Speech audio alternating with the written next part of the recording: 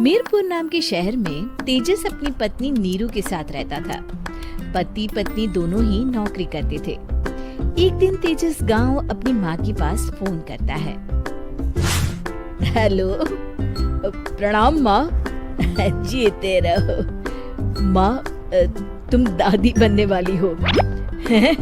अरे वाह, ठीक है बेटा, मैं कल ही आती हूँ। जब माँ जी शहर पहुंची तो बेटे बहू ने बहुत अच्छे से स्वागत किया। लीजिए माँ जी चाय। अरे गर्मा गर्म पकोड़े ले आओ माँ के लिए। नीरू रसोई में गई और 2 मिनट में ही पकोड़े ले आई। जी ये लीजिए। बहू जादू से बनाए हैं क्या? अभी तो रसोई में गई थी।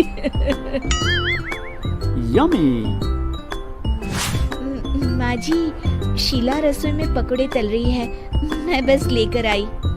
हे भगवान, मेरा धर्म भ्रष्ट कर दिया तूने। अब तो गंगा जल से शुद्धिकरण करना होगा। दूसरे दिन, माँ जी मैंने नाश्ता बना दिया है, ऑफिस जा रही हूँ। पर अभी तो घर का सारा काम पड़ा है। शीला आती ही होगी, झाड़ू पोछा बर्तन कपड़े वो सब कर लेगी।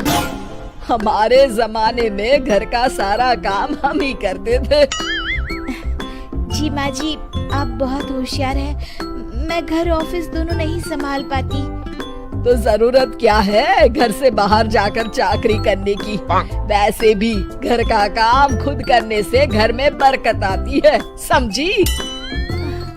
पर माँ जी। पर वर कुछ नहीं, इस महीने की पगार मिले फिर ऑफिस बंद है। हाँ। रात को नीरू तेजस से कहती है, सुनिए जी, माँ जी बोल रही थी कि मैं नौकरी छोड़ दूं।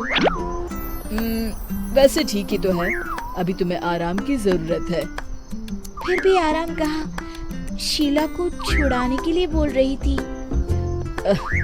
तो अब 24 घंटे में इतना काम तो कर ही सकती हो। पर जॉब पसंद है मुझे, घर पर मन नहीं लगेगा।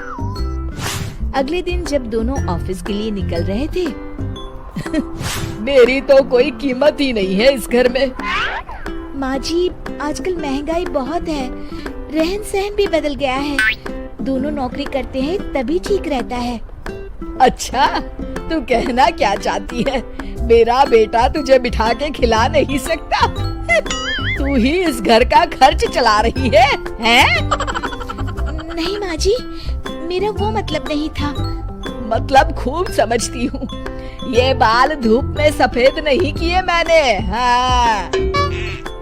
अब तो ये रोज का काम हो गया था। तेजस भी रोज की झिकझिक से परेशान हो गया था।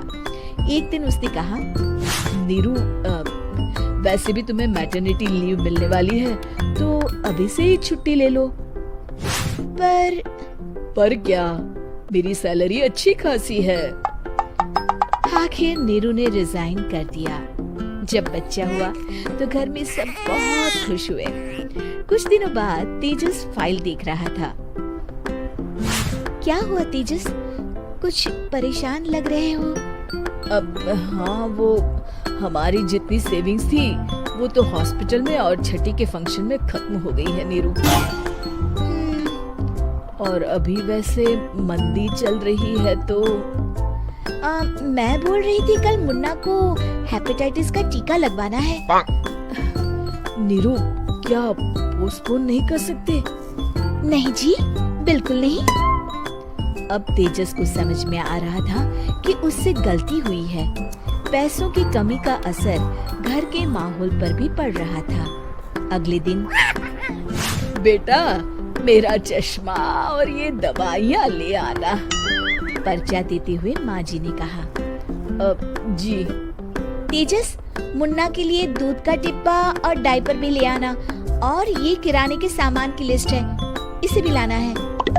तेजस गुस्से में लिस्ट मरोड़कर फेंकता है और चिल्लाता है, पैसे क्या पेड़ पर उगते हैं? ये ले आना, वो ले आना। अरे पर ये जरूरत का सामान ही है। वो गुस्से में बिना कुछ कहे ऑफिस चला गया।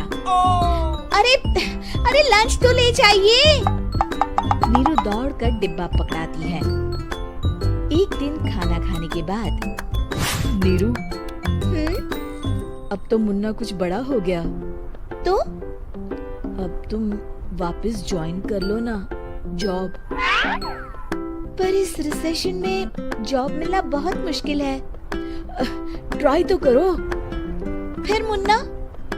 माँ जी है ना, और एक फुल टाइम मेड भी लगा लेंगे। पर माँ जी, उन्हें तो पसंद नहीं। तभी माँ जी वहाँ आ जाती है और प्यार से नीरू के सर पर हाथ फेरते हुए बोलती है, अब मेरी समझ में आ गया बहू, पहले के और अब के समय में अंतर है। तुम काम शुरू करो, मुन्ना की जिम्मेदारी मेरी। मेरी प्यारी माँ जी। ये कहकर नीरू उनके गले लग गई। शिक्षा, परिवर्तन संसार का नियम है, हमें भी समय के साथ चलना चाहिए। उम्मीद है कि आपको हमारी ये कहानी पसंद आई होगी। कृपया हमारे चैनल को सब्सक्राइब करें और सभी अपडेट्स के लिए बेल आइकन जरूर क्लिक करें। और हाँ, वीडियो लाइक और शेयर करना मत भूलिएगा। Bye bye.